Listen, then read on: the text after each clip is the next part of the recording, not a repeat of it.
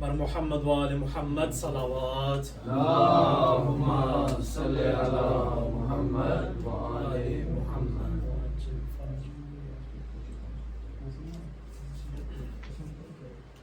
ماشاء اللہ لا حول ولا قوة الا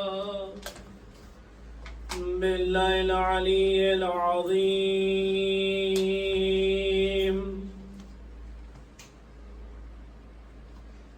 أعوذ بالله من الشيطان الرجيم. بسم الله الرحمن الرحيم. الحمد لله رب العالمين، والصلاة والسلام على سيد الأنبياء والمرسلين، خاتم النبيين بالقاسم مصطفى محمد. اللهم صل على محمد وآل محمد وعجل فرجه وعلى أهل بيته الطيبين الطاهرين المعصومين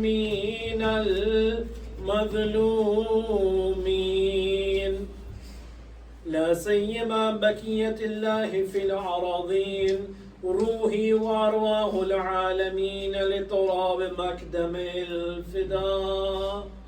اللهم عجل وليك الفرج، اللهم عجل وليك الفرج، اللهم عجل وليك الفرج والعافية والنصر، واجعلنا من خير عوانه والذبيعا والمصارين إليه في قضاء حوائج والمستشهدين بين يديه إن شاء الله. صلوا على محمد وآل محمد.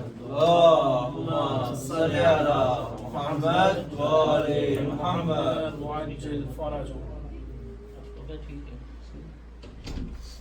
سب سے پہلے السلام علیکم ورحمۃ اللہ تعالی وبرکاتہ. قال الله سبحانه وتعالى في كتابه المجيد وقرآن الحميد. بسم الله الرحمن الرحيم. لا إكراه في الدين قد تبين الرشد من الغي. صدق الله العلي العظيم.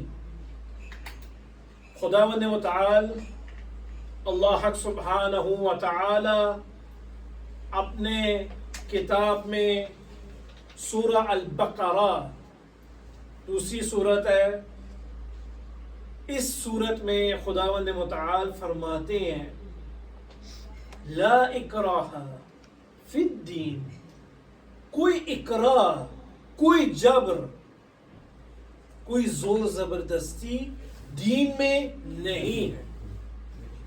قد تبین الرشد من الغی، جو ہدایت کا راستہ ہے وہ اب واضح ہو چکا ہے. یعنی جو اچھائیاں ہیں، جو اچھا راستہ ہے وہ واضح ہے، وہ آپ کو دکھائی دے گا.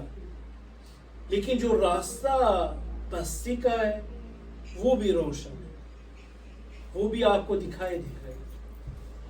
عزیزان گرامی، میں نے اس آیت کو اس وجہ سے چنا ہے کیونکہ یہ ایک ایسی آیت ہے جو ہم تمام مسلمان اور بالخصوص جو مؤمنین شیعان حیدر قرار ہیں، کافی اعمال ہیں جن پہ کہا جاتا ہے کہ آیت الکرسی پڑھا کریں.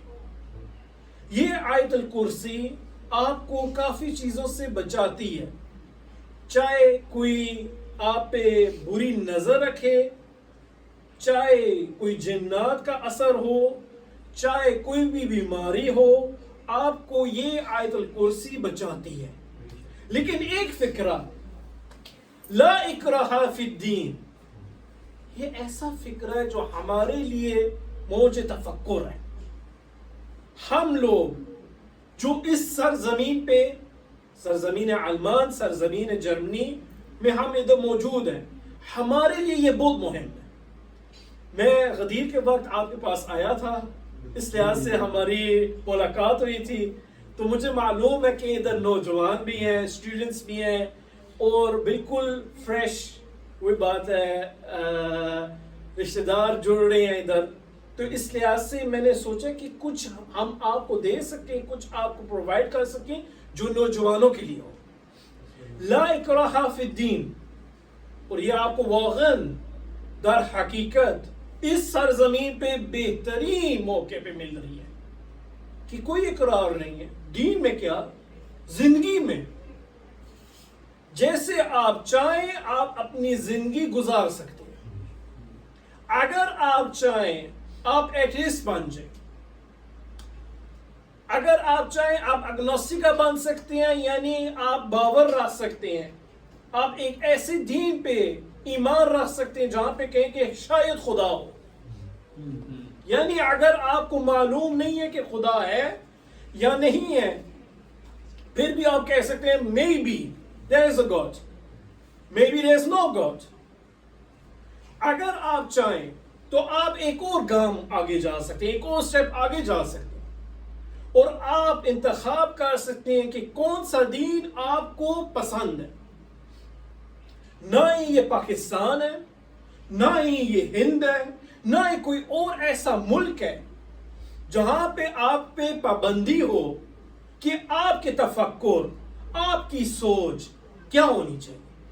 یہ پاکستان نہیں ہے، یہ انڈیا نہیں ہے جہاں پہ کوئی آپ سے زور زبردستی کی جائے.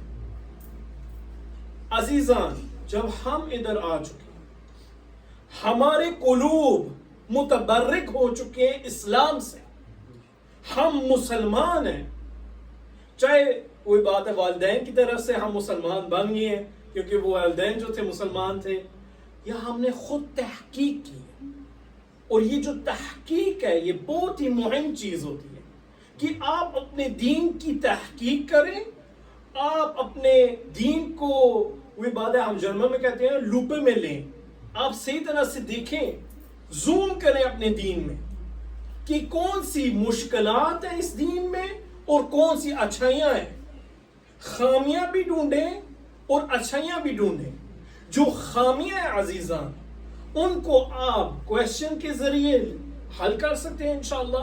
ایک ایسے عالم دین سے بیٹھیں جو شائستہ ہو، جو ان چیزوں کے بارے میں علم کلام اسے کہتے ہیں. آپ ایسے عالم دین کو ڈھونڈیں جو علم کلام میں ماہر ہو، صرف کلام نہ کرتا ہو، بلبل کی طرح کلام نہ کرنے والا ہو، علم کلام کا ماہر.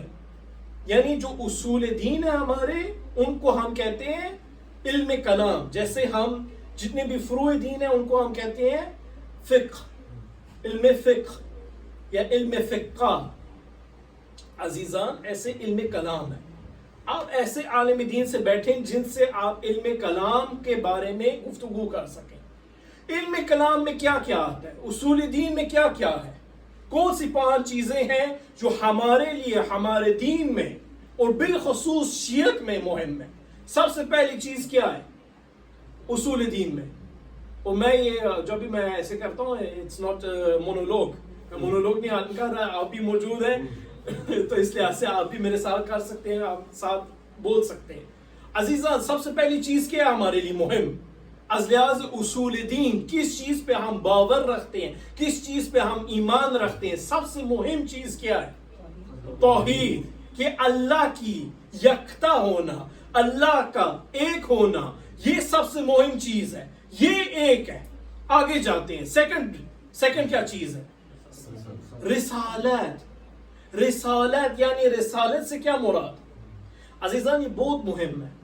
اگر ہم رسالت کہیں نا، رسالت سے مراد یہ نہیں کہ ہم رسول خدا محمد مصطفیٰ صلی اللہ علیہ وآلہ وسلم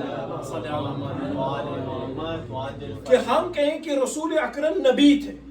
عزیزان، نبی تھے. یہ تو پتھر بھی مانتے ہیں کہ محمد مصطفیٰ نبی تھے، لیکن ہمارے لیے جو مہم ہے کہ یہ آخر النبی ہیں، خاتم النبی ہیں. وہ افراد جو کھڑے ہو جائیں اور نبی کو کہیں کہ اس کے بعد بھی ایک نبی ہے، تو آپ ہمیں بتائیں اس نبی کا فائدہ کیا؟ جو محمد مصطفیٰ کے بعد نبی آیا، اس کا فائدہ کیا تھا؟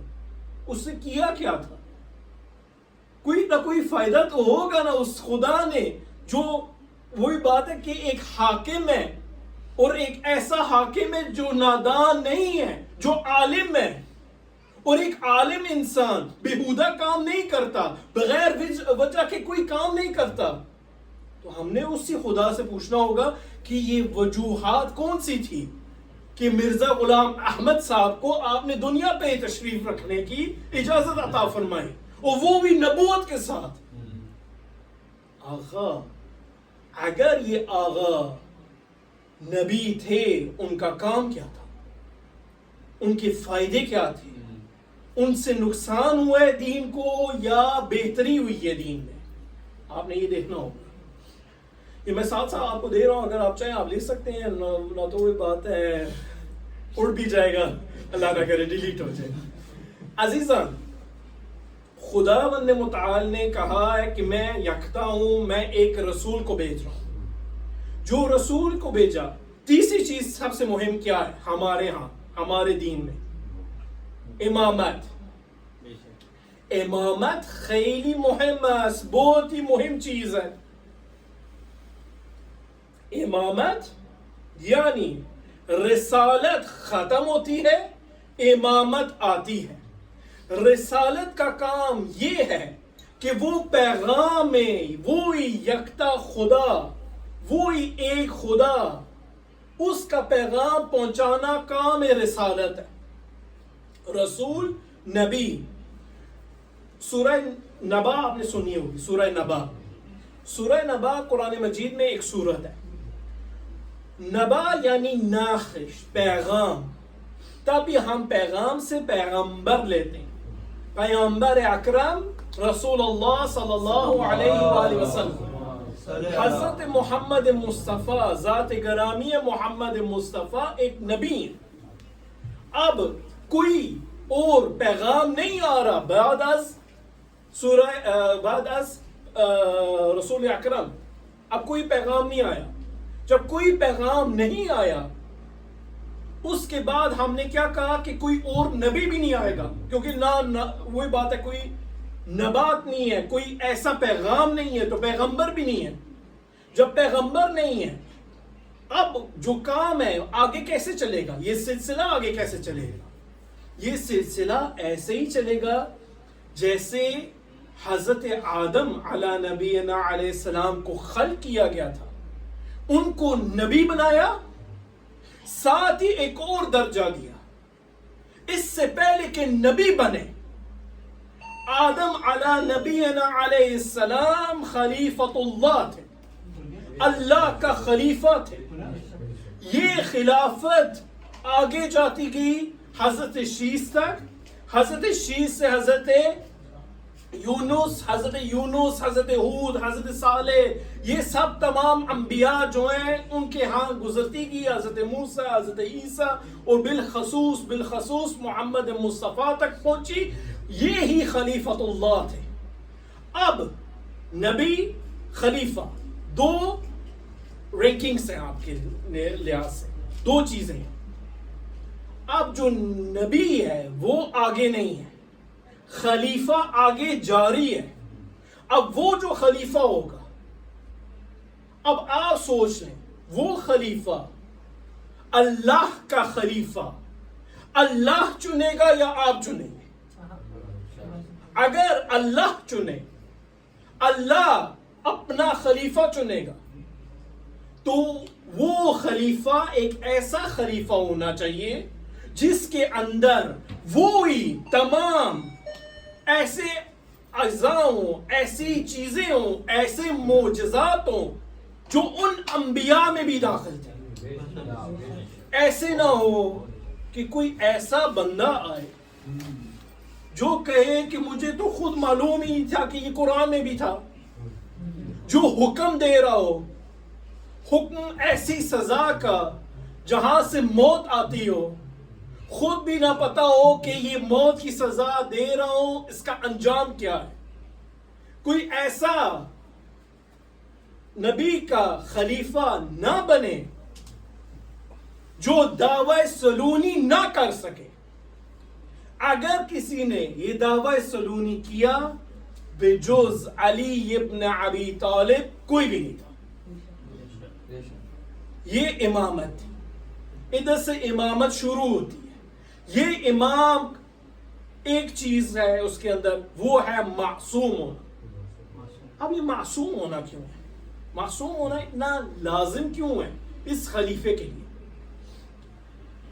اللہ معصوم ہے یا غیر معصوم؟ اللہ معصوم ہے نا، اللہ خطا تو نہیں کرتا نا. ٹھیک. جو نبی ہے اس کا نبی معصوم ہے یا غیر معصوم؟ کیا وہ خطا کرتا ہے یا نہیں؟ معصوم ہے، خطا نہیں کرتا. اگر وہ خطا کرتا، وہ نبی خطا کرتا، تو آپ کو کہاں سے معلوم ہے کہ جو قرآن آپ کو ملا ہے وہ پورا ہے؟ کہاں سے آپ کو معلوم ہے کہ جو خبر خدا کی طرف سے آئی تھی اس کے اندر کوئی نہ کوئی ایڈیشن نہ ہوئی ہو، کوئی نہ کوئی غلطی نہ اندر چلی گئی ہو؟ یعنی جو پیغام دینے والا ہے، جو پیغام دینے والا ہے، وہ پیغام لینے والا ہے، ان دونوں کے ہاں ایک چیز ہونی چاہیے، وہ ہے معصومیت. معصوم ہونا لازم ہے. اب جو خلیفہ بنے گا، جو وہی حکم خدا کو سنبھالے گا، وہ پیغام مصطفیٰ کو زندگی بخشے گا، وہ خلیفہ بھی معصوم ہونا چاہیے. یہ نہ ہو پیغمبر تو سو گئے بقول کچھ افراد، پیغمبر سو گئے، خلافت انسانوں کے ہاتھ آئی. جب انسانوں کی ہاتھ آئی تو آپ کی جو مرضی آپ کر سکتے ہیں، اور جب آپ ایسے کرنے شروع کر دیا اگر آپ نے، تو آپ ایسے خلفاء بنائیں گے جو آئیں گے در بطول کو جلائیں گے، زہرا کو رلائیں گے، بیعت الرسول کو پارا پارا کریں گے، قرآن کو نیزوں پہ چاڑیں گے.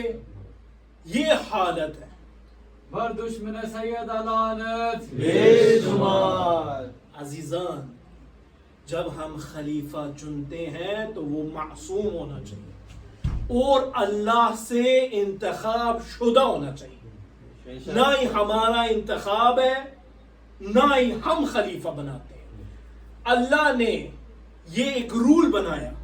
میں نے کہا تھا نبی جو تھے حضرت آدم علی نبینا علیہ السلام سے لے کر پیغمبر خاتم تک تمام انبیاء اور خلیفۃ اللہ تھے.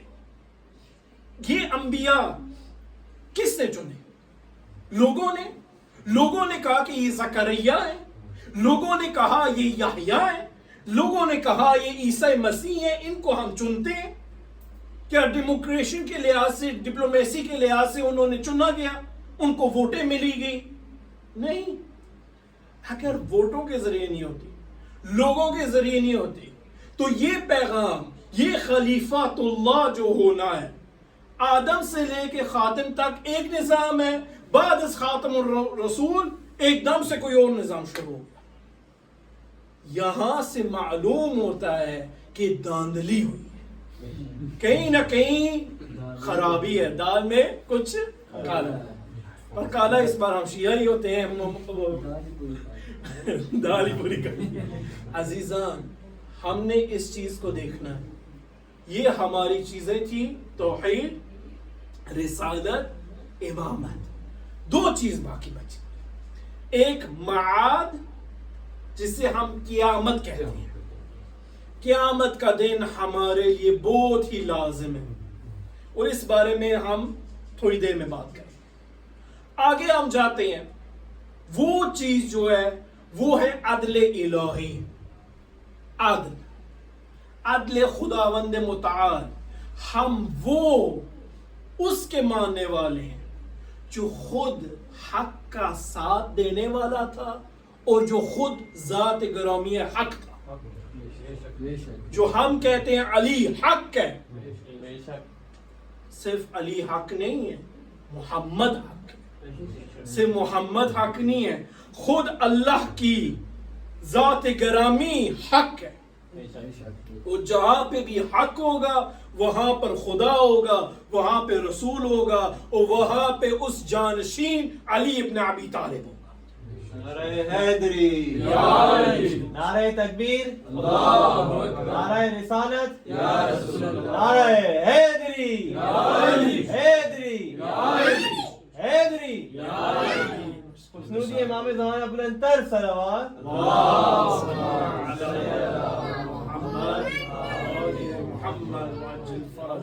احسن احسن.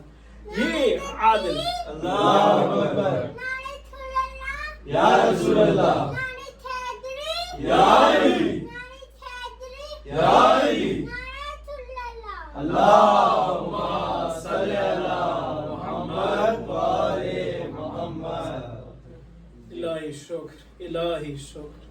اللہ نے صرف اور صرف علی کا کام حق نہیں قرار دیا, اللہ نے ایک اور کام دیا اور کہا علی کا ذکر عبادت. بے شک بے شک. عزیزان, یہ جو ہم علی علی کرتے ہیں یہ اس وجہ سے نہیں ہے کہ ہمیں کوئی اور خلیفہ نہیں ملا تھا, ہمیں بہت آپشنز ملے تھے. علی والوں کو بس علی پسند آ گیا تھا. کیا کہہ رہے ہیں. جو عشق ہوتا ہے نا وہ ایک ہی بار ہوتا ہے, اور وہ عشق ایک بار ہم نے کیا ہے, اور نہ ہی ہمیں اب کوئی اور دکھتا ہے اور نہ ہی ہم نے کسی اور کو دیکھنا ہے. نعرہ حیدری یا علی. عزیزان, اللہ سبحانہ و تعالی نے ایک اور پیغام دیا. وہ پیغام معاد یعنی قیامت. قیامت کا دن ہمارے لیے بہت ہی اہم ہے, ہمارے اس گفتگو میں بہت اہم ہے. کس وجہ سے کہ میں نے کہا ہے لا اکراہ فی الدین, کوئی اکراہ کوئی جبر دین میں نہیں ہے. پھر یہ کہاں سے ہمارے والدین آ جاتے ہیں, کہاں سے ہمارے یہ بزرگ آ جاتے ہیں, یہ مولوی کہاں سے آ جاتے ہیں کہتے ہیں کہ نماز پڑھ, روزہ رکھ, زکاة دے, خمس دے, حج کر, امر بالمعروف کر, نہیں یعنی منکر کر, تولا کر, تبرع کر. یہ کہاں سے آئے؟ یہ ہم نے اپنے آپ سے تو نہیں بنایا. یہ جو فروع دین ہے یہ پریکٹیکل چیزیں ہیں. جو پریکٹیکل چیزیں ہوتی ہیں جو ہم نے پریکسس میں کرنی ہیں ان کو ہم فروع دین کہتے ہیں. ان سے علم ہم فقہا سے لیتے ہیں, فقیہ سے. عزیزان, جو فقیہ ہے وہ کہے گا کہ آپ نے نماز پڑھنی ہے, آپ نے یہ سارے اعمال جو میں نے گنے ہیں وہ آپ نے انجام دینے ہوں گے. اگر آپ نے انجام نہ دیے روز قیامت خداوند متعال اس بارے میں پوچھے گا. سب سے پہلی چیز جو پوچھی جاتی ہے, کہا جاتا ہے کہ وہ کیا تھی؟ نماز.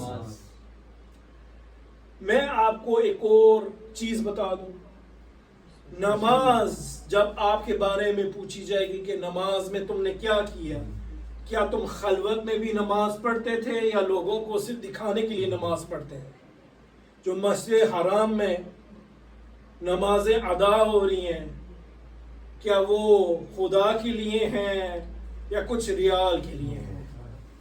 عزیزان, خداوند متعال نے ہمیں جب بھیجا تو اپنی عبادت کے لیے بھیجا. جب اپنے لیے بھیجا پھر کہا کہ نہ ہی لات نہ ہی عزا نہ ہی منات مجھے پسند. کیوں؟ یہ میرے شریک ہو گئے, ان کو بھی آپ نے خدا بنا دیا. عرب کا ایک دستور تھا, یہ نہیں تھا کہ وہ کہتے کہ خدا نہیں ہے, اللہ نہیں ہے. وہ کہتے یہ بھی ہے, خدا بھی ہے, اللہ بھی ہے. جن کے 360 بتوں ان کو کیا کہ ایک اور کو لے آئیں, بے شک لیکن جس کا ایک ہی ہو وہ اس ایک ہی کے ساتھ رہتا ہے. توحید یہ اصل ہے, یہ عشق ہے, یہ محبت ہے, یہ ولایت ہے, یہ نبوت ہے, یہ پاک دامنگی ہے. عزیزان, اللہ سبحانہ و تعالی نے جب ہمیں خلق کیا, ہم میں سے ادھر اس زمین پہ آئے, ساتھ ہی کہا کہ آپ نے اپنے دین کو تلاش کرنا ہے. ایسے نہیں ہے کہ ہم بس ادھر آئے ہیں اور ہم اب جو بھی ہماری خواہش ہے ہم کریں. اس بارے میں اب ہم گفتگو کریں گے. گفتگو در اصل لا اکراہ فی الدین پہ کہ کوئی جبر نہیں ہے دین میں. اس میں مسلمانوں کے دو افکار ہیں, شیعوں کا ایک فکر ہے. دو افکار جو ہیں, دو فکریں جو ہیں وہ یہ ہیں. پہلا فکر جبریہ کا. جبریہ کا مطلب یہ ہوتا ہے کہ سب کچھ, جو کچھ بھی ہے, جو کچھ ہوگا, جو کچھ ہو چکا ہے, وہ سب کچھ خداوند متعال نے کیا ہے. بے شک. ہر فعل خداوند متعال کی وجہ سے. یہ ہماری سوچ نہیں ہے کہ ہر چیز خدا نے کی ہے. یعنی اس کا مطلب آپ سمجھتے ہیں کیا؟ اس کا مطلب یہ کہ اگر نماز پڑھوں گا اللہ نے کرائی ہے, روزہ رکھوں گا اللہ نے کرائی ہے, اچھی چیز ہے. اگر ہم متکبر نہیں بننے چاہتے, ہم یہ کہہ سکتے خدا نے مجھے اجازت دی, توفیق دی تھی, اچھی بات.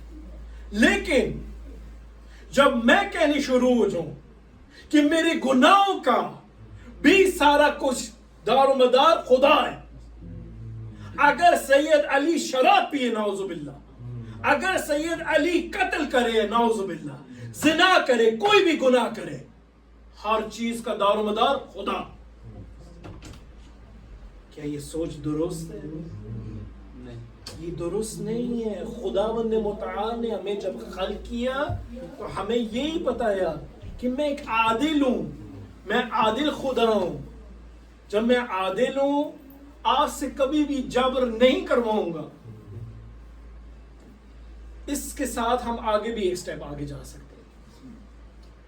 جبریہ کا یہ پھر مقصد جو ہے کہ ہم, خداوند متعال نے ہم سے گناہ کرائے, خداوند متعال نے ہم سے اچھی چیزیں کروائی, نیکیاں کروائی, پھر جو کنسپٹ ہے نا معاد کا وہ کھلتا نہیں. کس وجہ سے؟ عزیزان گرامی, اگر آپ کے جتنے بھی گناہ ہیں اللہ کی وجہ سے ہیں, آپ جہنم میں کیوں جائیں گے؟ آپ جہنم میں کیوں جائیں گے؟ جہنم میں ایک انسان تب جاتا ہے جب اس نے گناہ کیے ہوں. گناہ کرنے والا کون ہے؟ خدا. جہنم میں ڈالنے والا کون ہے؟ خدا. خالق کون ہے؟ خدا. تو یہ کیسا خدا ہے جو عادل ہی نہیں ہے؟ تبھی کچھ دین میں, کچھ ایسے دینوں میں عادل مانا نہیں جانتا, صرف بولا جاتا ہے. تبھی ان کے اصول دین میں آپ کو عادل نہیں ملے گا. عادل آپ کو شیعت میں ملے گا. شیعت میں کہا گیا ہے کہ خدا عادل ہے, خدا ایسے کام نہیں کرے گا.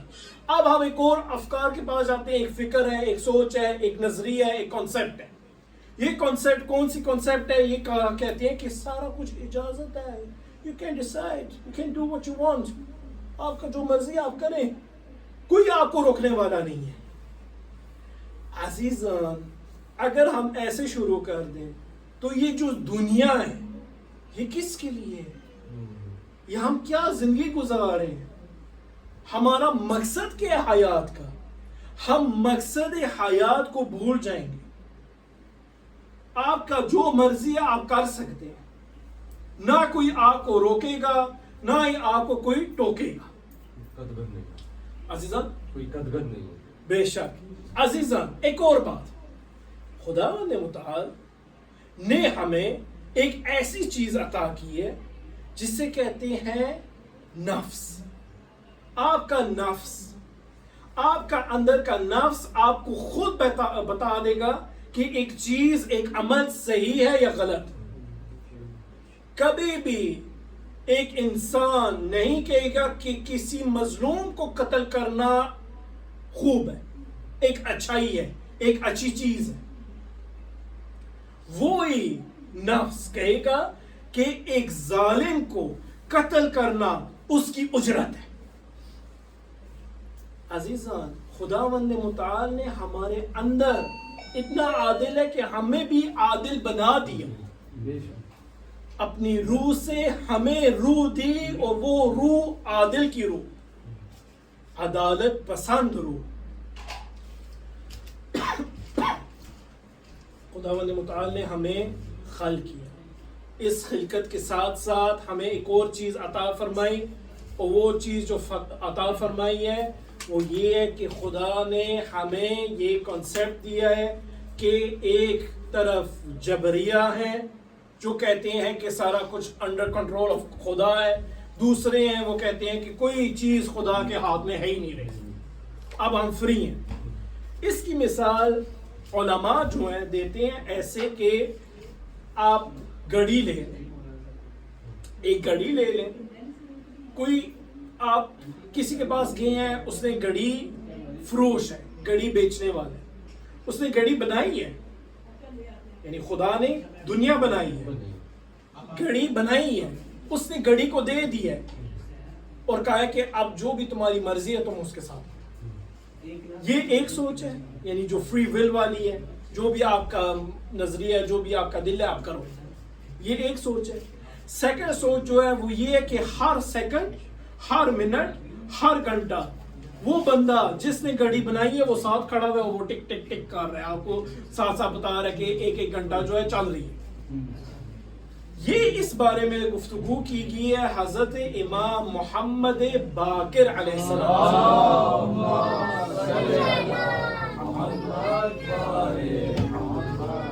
امام باقر علیہ السلام سے پوچھا گیا کہ جبریہ درست ہیں یا جو وہ آ کے کہتے ہیں کہ فری ول ہے وہ درست ہے؟ مولا نے کہا کہ یہ بین العمرین ہے۔ بین العمرین سے مراد کیا ہوتا ہے؟ بین العمرین کا مطلب یہ ہے کہ ایک امر یعنی جبریہ کا اور وہ فری ول والا کا۔ آواز بلند صلوات۔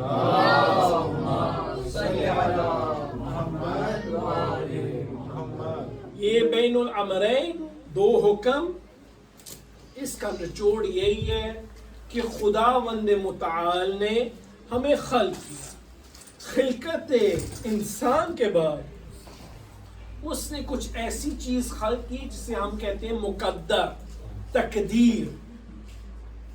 جو تقدیر ہے وہ لکھی جا چکی ہے، کتنے آقا کے بچے ہوں گے لکھی گئی ہے، کب شادی کریں گے لکھی جا چکی ہے، کب موت آئے گی لکھی جا چکی ہے، اس میں کوئی بھی دخل اندازی نہیں۔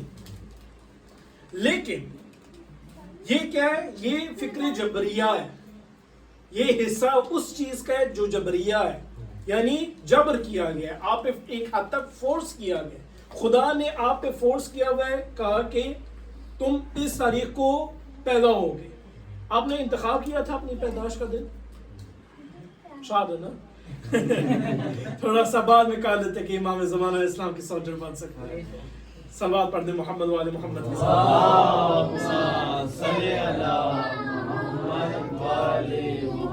کیا پتہ یہ بھی جمعہ جو ہے مولا کا ظہور ہو جائے۔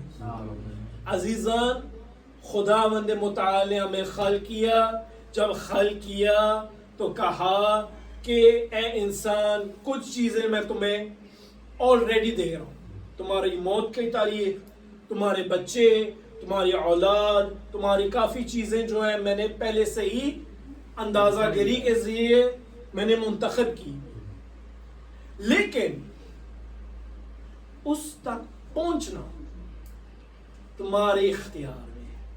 This is free will، یعنی ایک حد تک آپ جبریہ میں ہیں، یعنی خدا نے جبر کیا ہوا ہے، تقدیر لکھی کی ہے، اور ایک طرف خدا نے کہا انتخاب کر میرا عبد، انتخاب کر دے، جو بھی تو چاہتا ہے تو وہ کر۔ کیا آپ کے ہاتھ بندھے ہوئے ہیں؟ کیا آپ نہیں کو یعنی جو بھی آپ چاہیں آپ کر سکتے ہیں؟ اگر آپ چاہیں نعوذ باللہ من ذالک آپ اسی وقت اپنے آپ کو قتل کر سکتے ہیں، ممکن ہے۔ اگر آپ چاہیں آپ ایک دم سے اسی وقت کسی خاتون کے ساتھ شادی کر سکتے ہیں، کسی بھی مرد کے ساتھ شادی کر سکتے ہیں، لیکن کس طور پہ آپ ادھر پہنچیں گے، یعنی اس خاتون کے ساتھ آپ کا رشتہ طے، کون سا راستہ آپ انتخاب کریں گے وہ آپ کے ہاتھ میں۔ اگر آپ چاہیں تو آپ حلال راستہ اختیار کر سکتے ہیں، اگر آپ چاہیں تو حرام راستہ۔ زیادہ تر جو ہمیں آسان اس دنیا میں لگتا ہے وہ حرام راستے ہیں، وہ جلدی سے ہو جاتے ہیں اور ایسے ہی جلدی سے ختم بھی ہو جاتے ہیں۔ عزیزان، میں نے آپ کو پہلے جب میں نے شروع کیا تھا میں نے آپ کو کہا تھا کہ میں نے آپ کو پہلے دیکھا تھا، غدیر سے آپ کو جانتا ہوں، ہم ویسے بھی غدیری ہیں، تو اس لحاظ سے جب میں نے آپ کو دیکھا تھا تو میں نے یہ سوچ کے کیا تھا بات اس بارے میں، اس موضوع کو میں نے تب چنا تھا کہ آپ نوجوان جوان زیادہ ہیں، آپ کے ہاتھ کھلے ہوئے ہیں، جو آپ مرضی چاہتے ہیں آپ کر سکتے ہیں، لیکن خدا نے بھی ایک پلان بنا کے رکھا ہوا ہے۔ اگر آپ کا ایمان خدا پہ ہے، تھوڑا سا صبر کیجئے گا، خدا پہ بھروسہ کریں، اس بھروسے سے آپ کو نا امیدی نہیں ملے گی۔ خداوند ایسا خدا ہے جو کہتا ہے ان اللہ مع الصابرین، خدا صبر کرنے والوں کے ساتھ ہے۔ تو خداوند متعال نے کہا آپ صبر کریں۔ ایک واقعہ ہے، حضرت امیر المؤمنین یعصوب الدین علی ابن ابی طالب علیہ السلام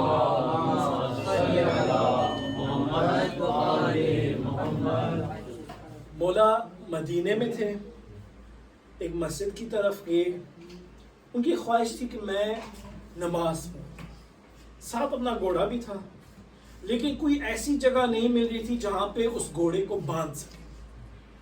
مولا نے ایک نوجوان بچے کو دیکھا، اس بچے کے پاس گئے اور کہا بیٹا کیا تم میرے گھوڑے کی دیکھ بھال کر سکتے ہو، دیکھ سکتے ہو؟ میں نے صرف 2 رکعت نماز پڑھنی ہے، میں نماز پڑھ کے ابھی آیا۔ اس جوان نے کہا بالکل میں کرنے کے لیے تیار ہوں۔ اس نے گھوڑے کو پکڑا، مولا گئے، نماز پڑھی۔ 2 رکعت نماز کتنی ہوگی؟ زیادہ دیر نہیں لگتی، 2 3 4 منٹ، زیادہ سے زیادہ 3 4 منٹوں میں انہوں نے نماز پڑھی۔ میں یہ بات کر رہا ہوں علی بن ابی طالب کی، جو جب اپنی زین پر بیٹھتے تھے تو قرآن مجید تمام کرتے تھے۔ اس علی بن ابی طالب نے 2 رکعت نماز پڑھی، واپس گئے، جب گئے تو دیکھا اپنا گھوڑا تو کھڑا ہوا ہے، لیکن نہ ہی وہ لڑکا ادھر ہے، وہ نوجوان لڑکا نہیں ہے، اور نہ ہی زین ہے۔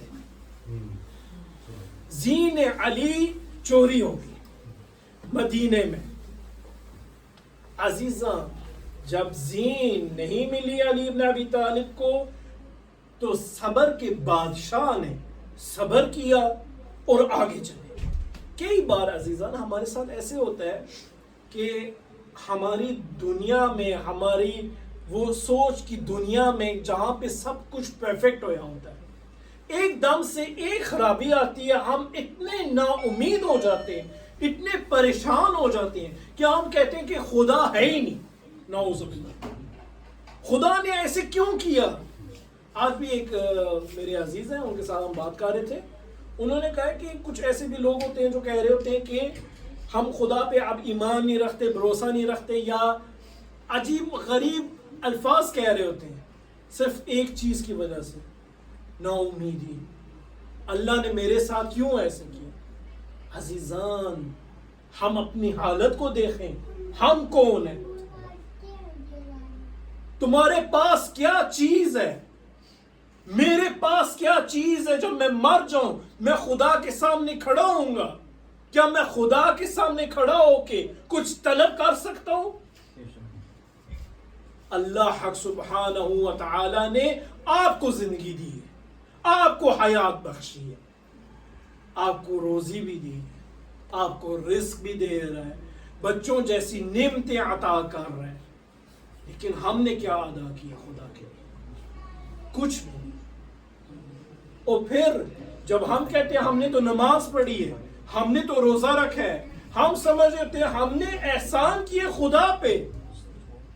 خدا پہ احسان نہیں، ہم نے اپنے آپ پہ احسان کیے کہ خدا نے ہمیں یہ شرف بخشا کہ ہم متکبر نہ بنے.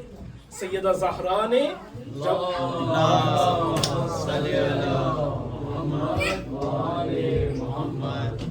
جب پہلے خلیفہ آئے، خلیفہ مسلمین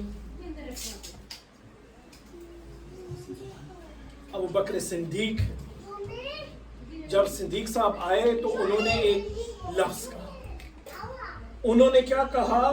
انہوں نے حضرت زہرا کے ساتھ بدتمیزی کی. جب بدتمیزی کی نا، سیدہ زہرا نے کیا کہا؟ کس بارے میں گفتگو کی؟ نماز کے بارے میں. زہرا خلیفے کے ساتھ کیوں بات کر رہی ہو؟ نماز کے بارے میں. کیونکہ زہرا چاہتی تھی کہ وہ غور و فکر کرے، اس جیسے انسان غور و فکر کرے کہ ہم جو نماز پڑھتے ہیں وہ اس کا نتیجہ یہ ہوتا ہے کہ ہم متکبر نہ بنے. جب ہم سجود میں جاتے ہیں اس کا یہ مطلب ہے کہ اس مٹی سے میں بنا گیا تھا، اس مٹی سے میں بنا گیا تھا، اللہ نے حیات بخشی، ہم پھر اوپر جاتے اس دنیا میں آئے اور فوراً سجود میں تھا. کیا؟ کیوں؟ ہم دکھاتے ہیں کہ یہ زندگی چند لمحے کی. کون سا تکبر، کون سی بادشاہی، کون سے لباس، کون سی غذا، ہمیں یہ چیزیں نہیں چاہیے. زہرا بتا رہی ہیں کہ تم نے مرنا ہوگا، اور جب تم مر جاؤ گے اس زمین میں داخل ہوگے پھر تمہیں جگایا جائے گا، اور وہ معاد ہے، وہ قیامت ہے، اور ادھر تم سے پوچھا جائے گا کہ تم نے اس زندگی میں کیا کیا. اور ادھر کیا ہوتا ہے؟ زیادہ تر ہم زیادہ دیر کھڑے رہتے ہیں، زیادہ دیر ادھر اس حالت میں رہتے ہیں. کیوں؟ ہم دکھاتے ہیں کہ ہم اس دیر قیامت کے دن ہر ایک چیز پہ ہم نے جواب دینا ہوگا. اگر آپ 1 منٹ ادھر بیٹھے ہیں، آپ سے پوچھا جائے گا تم ادھر بیٹھے کیوں تھے؟ ذکر حسین سننے. مجھ سے پوچھا جائے گا تم ادھر دھیست میں آ کے کیا کر رہے تھے سید علی؟ اب مجھ سے پوچھا جائے گا، میں کہوں گا، اس وقت میں یہ نہیں کہوں گا میں ذکر حسین کرنے آیا تھا، اس میں اپنے کاروبار کو لے آؤں گا. میں کہوں گا کہ میری خواہشات تھی، میرے اپنے افکار تھے، میری اپنی سوچیں تھی، میں چاہ رہا تھا کہ لوگوں کے سامنے واہ واہ ہو. میری زبان ہوگی جو میرے بارے میں بات کر رہی ہوگی، میں نہیں ہوں گا. نہ میری زبان ساتھ دے گی، نہ میرے ہاتھ ساتھ دیں گے، نہ میرا جسم ساتھ دے گا. عزیزان، آپ کا اپنا خود بھی اپنے آپ کو ساتھ نہیں دے سکیں گے اس حالت میں. خدا وند متعال آپ سے پوچھے گا، ہر لمحے سے پوچھے گا، ہر لمحے کے بارے میں پوچھے گا.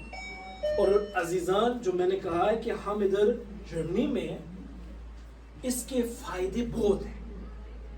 اگر ہم ان فائدوں کو صحیح طرح سے استعمال نہ کیا، اللہ کی نعمت کو ہم نے ٹھکرا دیا. کون سی مشکلات ہیں جو پاکستان میں ہو رہی ہیں؟ آپ کو خود معلوم ہے، شیعہ کلنگز کبھی پکڑے جا رہے ہیں، کبھی مارے جا رہے ہیں، کبھی امام بارگاہ کو گرایا جا رہا ہے، شہید کیا جا رہا ہے، کبھی مساجد کو، اور کبھی کبھار اگر ان کے پاس زیادہ نہیں ہوتا تو وہ منابر سے، ممبروں سے ہمیں کہتے ہیں کہ ہم کافر ہیں اور شیعوں کو قتل کرنا لازم ہے. عزیزان، یہ ایک بہت پرانی سی گفتگو ہے، میں اس چیز میں داخل نہیں ہونے چاہتا. شیعت جرمنی میں، آپ جرمنی میں، اب آپ سوچیں کہ آپ نے اپنی اولاد کو کیا دینا ہے، آپ نے اپنی زندگی کے ساتھ کیا کرنا ہے، اور آپ آگے کیا کریں گے. کچھ بالکل نوجوان ہیں، جب میں نے شادی کی بات کی، بچوں کی بات کی، ان کے دندان ہی نکل آئے، کوئی مسئلہ نہیں ہے، اچھی بات ہے، شادی بھی ہو جائے گی، بچے بھی آ جائیں گے. کچھ ایسے ہیں جو بچے والے بھی ہیں.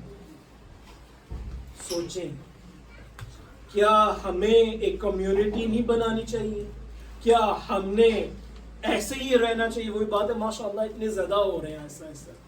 تو خشنودی امام زمانہ بلند تر صلوات اللہم صلی علی محمد و آل محمد صلوات اللہم صلی علی محمد و آل محمد حق سیدہ زہرا سلام اللہ علیہا آپ کو ایک اچھی سی کمیونٹی دی جائے جس میں آپ کی ایک مسجد بھی ہو، جہاں پہ امام بارگاہ بھی ہو، جہاں پہ جو بھی مشکلات ہوتی ہیں مسلمانوں کی اس دنیا میں وہ حل ہو سکے انشاءاللہ بحق زہرا سلام اللہ علیہا۔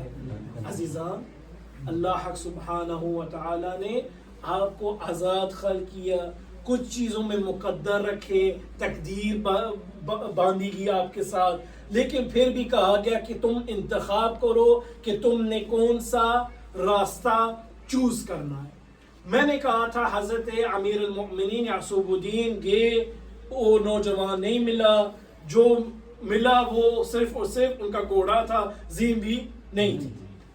مولا جو ہے آگے گئے، مدینے میں آگے گئے، انہوں نے خواہش کی کہ میں اپنی زین یا ایک زین دوبارہ سے خرید لوں۔ دیکھتے ہیں تو اس جو زین فروش تھا، زین کو بیچنے والا تھا، اس کے پاس وہی زین، مولا کی زین۔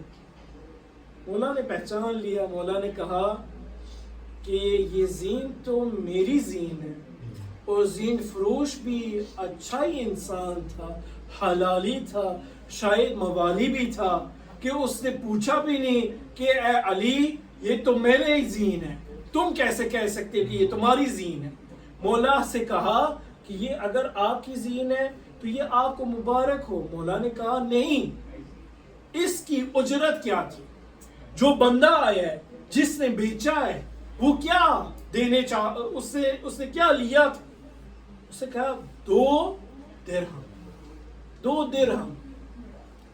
مولا نے کہا کیا تیری قسمت تھی اے نوجوان، جب میں مسجد سے نکل رہا تھا میری نیت تھی کہ میں تمہیں 2 درہم دوں، تم نے حلال رزق کی جگہ حرام رزق کا انتخاب کیا ہے۔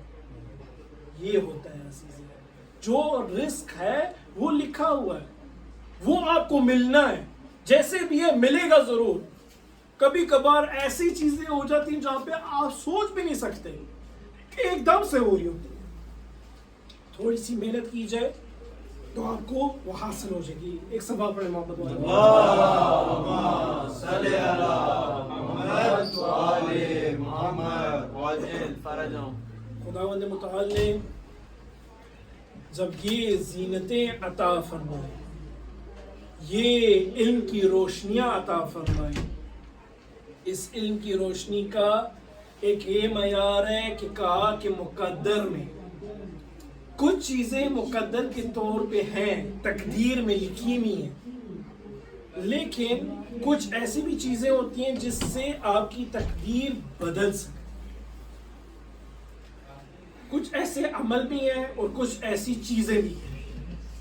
ایک ہے لیلۃ القدر، رمضان میں ایک خاص شب ہے لیلۃ القدر کی، اگر اس دن آپ خاص اعمال کریں گے، جو بھی آپ خواہش رکھیں گے، اس کے مطابق آپ کی تقدیر بدل جائے گی۔ یعنی جو جبر والا میں نے ذکر کیا تھا وہ بھی 100% نہیں، خدا نے پھر بھی آپ کو اجازت دی ہوئی کہ آپ اپنے مقدر خود بھی لکھ سکتے ہیں، لیکن اس کے ساتھ ساتھ ایک اور بھی چیز ہے، ازدواج یعنی شادی کرنا۔ عزیزان، ہم جو ہے نا زیادہ تر یہ سوچ رہے ہوتے ہیں کہ اب میں اسٹوڈنٹ ہوں، میری اسٹوڈنٹ لائف ہے، how should I do that, میں کیسے کروں؟ میں تو اپنی زندگی اپنے آپ کو نہیں سنبھال سکتا، بچہ اور بیوی کو کیسے سنبھالوں؟ عزیزان، وہ جو خاتون آتی ہے نا، وہ اپنا رزق ساتھ لے کر آتی ہے۔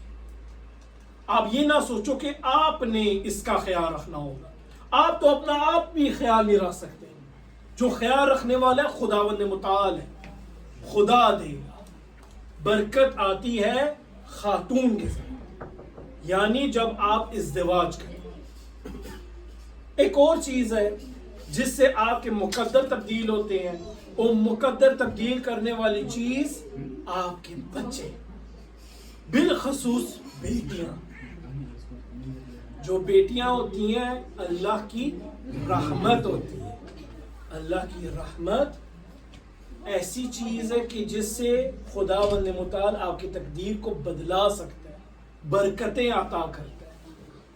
اور عزیزان، محمد مصطفیٰ صلی اللہ علیہ وآلہ وسلم کے لیے کہا گیا تھا کہ یہ رحمت للعالمین ہے. جو رحمت للعالمین ہو وہ اس کی جو رحمت بنے وہ فاطمہ. عزیزان، رحمت للعالمین کی رحمت فاطمہ، اور صرف ایسی فاطمہ نہیں ہے، ایک خاص فاطمہ. یہ فاطمہ جو لفظ ہے نا، کچھ کہتے ہیں اس کا مطلب ہے پھول. ایک اور بھی لفظ ہے اس کے لیے، اور وہ ہے بچانے والی. کن کو بچائے گی فاطمہ؟ ان کو جو حسین پر روتے ہیں، ان کو جو اپنے آپ کو شیعان علی کہتے ہیں، ان کو بچائے گی فاطمہ. کہا گیا ہے عزیزان کہ نام فاطمہ جو ہے بہت خاص ہے. جب بھی آپ کی بیٹی ہو، پہلی بیٹی ہو، اس کا نام فاطمہ رکھیں. جو پہلا بیٹا ہو اس کا نام محمد رکھیں. اگر آپ ایسے دیکھیں، اس سیرت پہ عمل کرتے ہوئے امام حسین نظر آئے. امام حسین نے تمام بیٹیوں کا نام فاطمہ رکھا. فاطمہ کبریٰ، ایک ہے فاطمہ صغریٰ جو ہم کہتے ہیں. یہ فاطمہ صغریٰ عرب میں ان کو کہا جاتا ہے فاطمہ علیلہ، فاطمہ جو بیمار ہو گئی تھی. پھر ایک اور فاطمہ صغریٰ ہے. اس فاطمہ صغریٰ کا نام بتایا جاتا ہے یا تو رقیہ بھی تھا، یا ان کو بلایا جاتا تھا سکینہ کے طور پہ. یہ سکینہ بنت الحسین کون؟ ان کا نام سکینہ کیسے پڑا؟ یاد ہے آپ کو علی ابن ابی طالب کی ایک خواہش تھی، نماز شب میں مولا خاص ذکر کرتے تھے اور خاص دعا کرتے تھے. دعا کا نتیجہ یہ نکلا کہ عباس آیا. حسین نے بھی خواہش کی کہ میری ایک بیٹی ہو جو میری ماں زہرا کی طرح لگے. ایک ایسی بیٹی ہو جس کو میں اپنے سینے پہ سماؤں تو اس کو نہیں، مجھے سکون ملے. سکون یعنی سکینہ. عزیزان، سکینہ بنت الحسین کے بارے میں آج گفتگو کرنی ہے میں نے. سیدہ سکینہ سلام اللہ علیہا، یہ کیسا ذکر ہے، یہ کیسا نام ہے کہ جب بھی آپ سکینہ کا نام لو ساتھ ہی عباس کا ذکر آتا ہے. جب بھی عباس کی شہادت میں پڑھوں سکینہ کا ذکر آتا ہے. ایسے لگتا ہے کہ خداوند متعال نے یہ مقدروں میں لکھ دیا کہ سکینہ اور عباس ملا کے چلیں گے روز محشر تک. عزیزان گرامی، میں آپ سے زیادہ وقت نہیں لینے چاہتا. میں صرف چند جملے کہوں گا اور آپ کو ماتم کے لیے تیار کروں گا.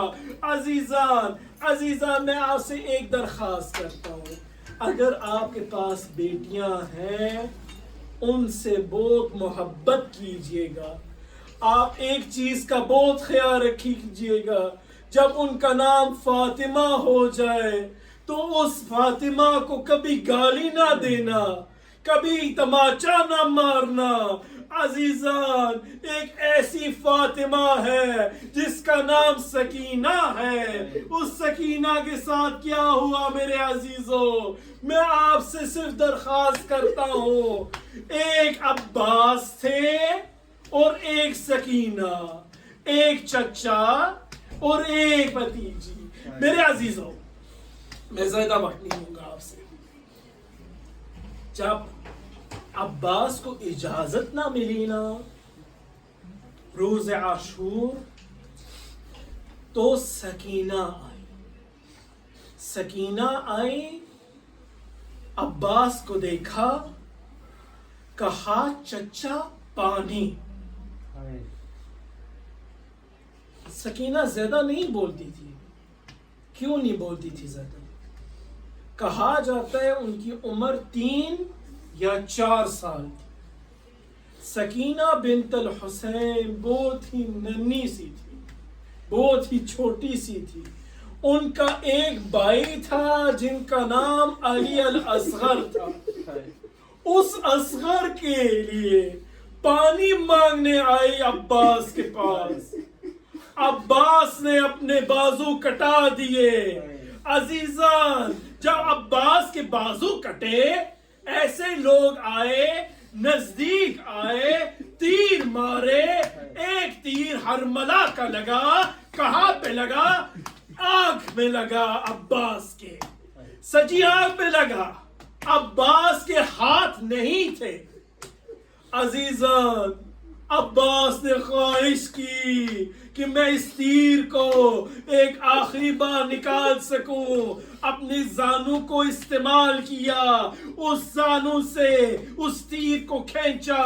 جس وقت کھینچا ایک لائن آیا، اس نے گرز مارا، سارے عباس شکاف ہوا.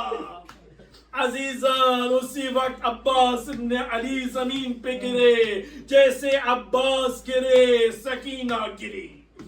سکینہ کی امید گر گئی. سکینہ کو معلوم ہو گیا نہ پانی آئے گا، نہ چچا آئے گا، اور میرا باپ حسین اب مارا جائے گا. کہا جاتا ہے میرے عزیزوں، حسین ابن علی روز عاشور کبھی شمال کی طرف دیکھتے ہیں کہ کہتے ہیں اے حبیب، اے حبیب، اے مسلم ابن اوسجا، اے قاسم، اے علی اکبر، اے میرے شیرو کہاں ہو؟ پھر ایک دم سے نہر فرات کی طرف دیکھتے ہیں، آدھی میسی آواز سے کہتے ہیں عباس، عباس اب میں تنہا ہوں. عباس کوئی ایسا نہیں ہے جو میرا خیال رکھ سکے، کوئی ایسا نہیں ہے جو میرا دیکھ بھال کرے، کوئی ایسا نہیں ہے جو مجھے گھوڑے پہ سوار کرے. اسی وقت ایک خاتون اٹھی، لہجہ عباس جیسا، قدم و قامت علی جیسی، گفتار زہرا جیسی. کہنے لگی بھیا میں ہوں نا، زینب ہے، زینب، ام کلثوم، رقیہ، ان سب نے مل کے اس غریب کو اپنے گھوڑے پہ سوار کرایا اس علمدار کے بغیر، اور حسین ابن علی چلنے لگے. جب ذوالجناح چلنے لگا، عزیزان کہا جاتا ہے ایک دفعہ ذوالجناح کھڑی ہو گئی. جب ذوالجناح کھڑی ہوئی تو حسین ابن علی نے کہا اے ذوالجناح کیا تم نے بھی میرا ساتھ چھوڑ دیا؟ اے ذوالجناح اب میرا کوئی نہیں رہا، اب تم نے بھی منہ پھیر لیا. عزیزان ذوالجناح نے ایک طرف اپنے پاؤں کی طرف دیکھا اور کہا اپنی اس زبان سے اے حسین ابن علی پیچھے تو دیکھو. جب پیچھے دیکھا ایک چھوٹی سی ننھی سی بیٹی ہے جو کہتی ہے میرے بابا کو نہ لے کر جاؤ, یہ آخری سہارا ہے ہمارا, یہ میرا والد ہے, اس کے بغیر مجھے نیند نہیں آتی. عزیزان حسین ابن علی اترے. حسین نے اپنی بیٹی سکینہ کو آخری بار سینے پہ سمایا اور کہا جاتا ہے سکینہ سو گئی.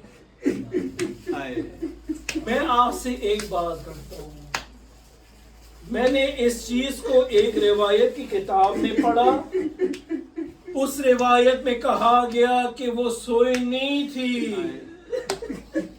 یہ جو العطش سکینہ کر رہی تھی اس پیاس کی وجہ سے بے ہوش ہو گئی تھی.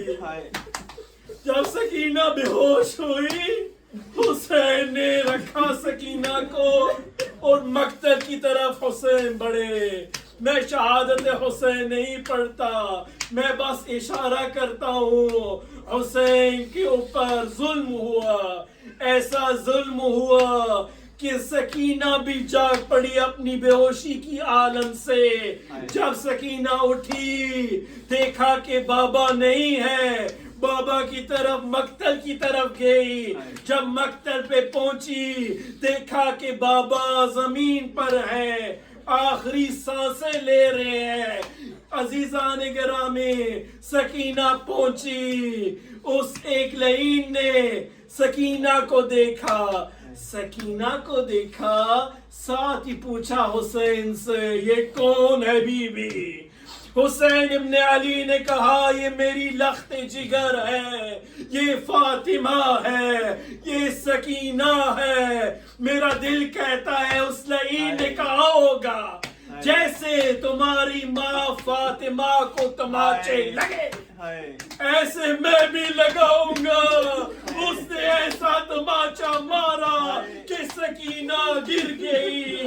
عزیزان سکینہ اٹھی, رگے حسین ابن علی کٹ چکے تھے, حسین کا سر نیزے پہ تھا.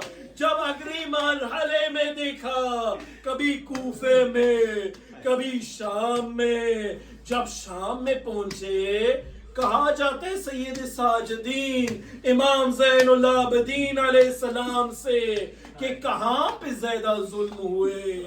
انہوں نے نہ کہا کربلا, نہ کہا کوفہ, نہ کہا وہ راستے, وہ تنگ گلیاں, وہ بازار. انہوں نے کہا الشام الشام الشام. یہ شام کا کون سا شہر ہے, یہ کیا ہوا شہر میں؟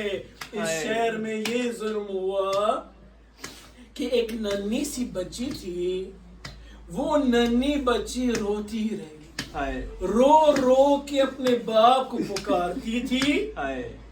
یزید اللعین اپنی خواب سے جاگا اور کہا کہ اے لوگو یہ کون سی بچی ہے, یہ کون ہے جو بار بار اپنے باپ کو پکارتی ہے؟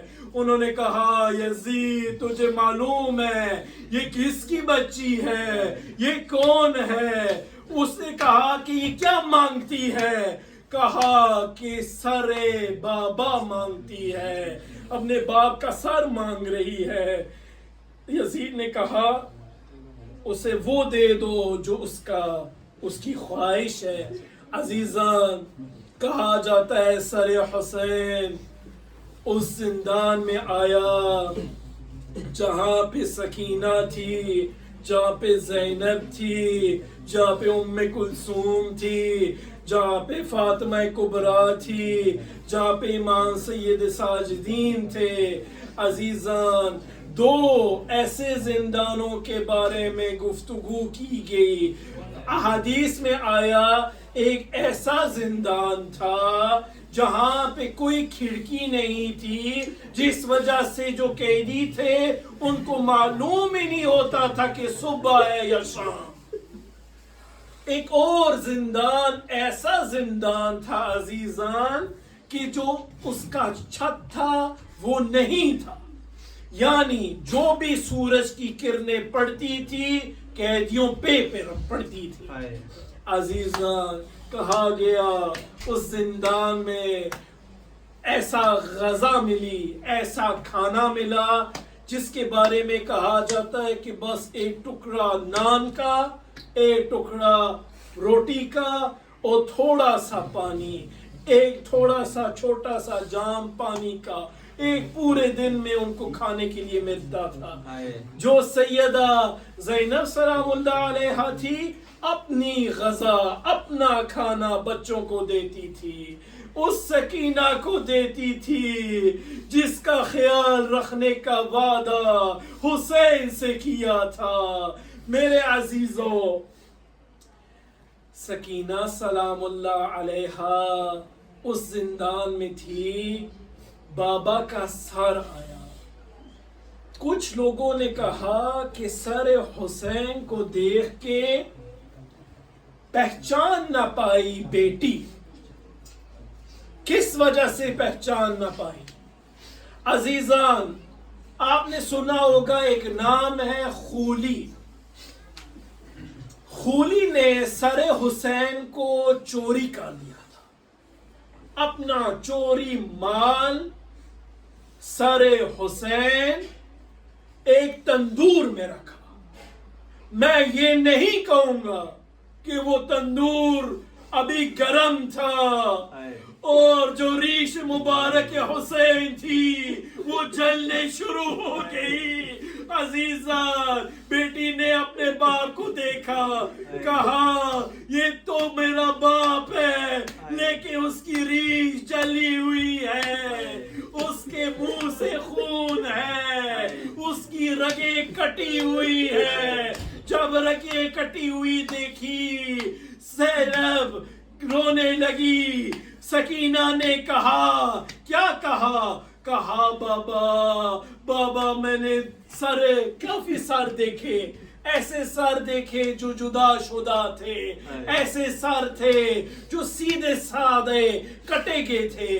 بابا تمہاری رگیں کچھ کم کٹی گی، کچھ زیادہ کٹی گی، یہ کیسے ہوا؟ کہا گیا ہے کہ اس سر نے کہا شمر نے مجھے 13 ضربوں سے قتل کیا۔ جب اس نے قتل کیا اس نے شروع کیا پیچھے سے کہ میری رگیں ایک دم سے نہ کٹے۔ جب میں رونے لگا میں نے فریاد کی اور کہا شمر اتر جا، شمر اتر جا، میری ماں فاطمہ ہے، میرا باپ علی ہے، اے شمر اتر جا، میرا نانا مصطفیٰ ہے جس کا تو کلمہ پڑھتا ہے، اے شمر اتر جا۔ شمر نے اتر کے حسین ابن علی کو دوبارہ سے اپنے طور پہ کسیٹا اور اوپر بیٹھ گیا۔ اس بار سر مقدس حسین ابن علی آسمان پہ تھا، لب سے ایک ذکر جاری ہوئی۔ وہ ذکر کیا تھا؟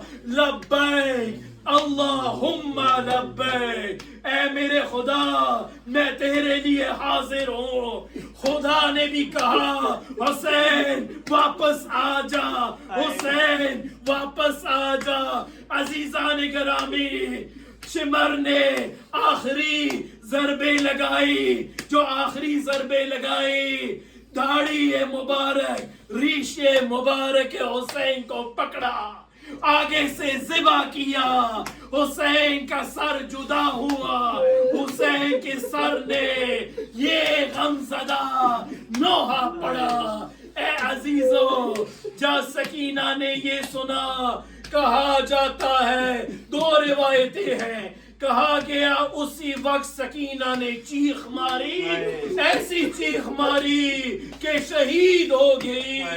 کچھ کہتے ہیں نہیں، سکینہ ایسی شہید نہیں ہوئی، سکینہ نے سر مبارک لیا، اپنے آپ کو زمین پہ گرایا، اپنے باپ کے سر کو چوما اور کہا اے بابا کیسا مقدر تھا، کیسی یہ تقدیر ہے جو آپ نے تو سمجھا تھا اب میں تمہیں سماؤں گی۔ انا لعنت اللہ علی القوم الظالمین، انا للہ وانا الیہ راجعون۔ ماتم حسین یا حسین یا حسین حسین یا حسین یا حسین حسین یا حسین یا حسین حسین یا حسین یا حسین حسین یا حسین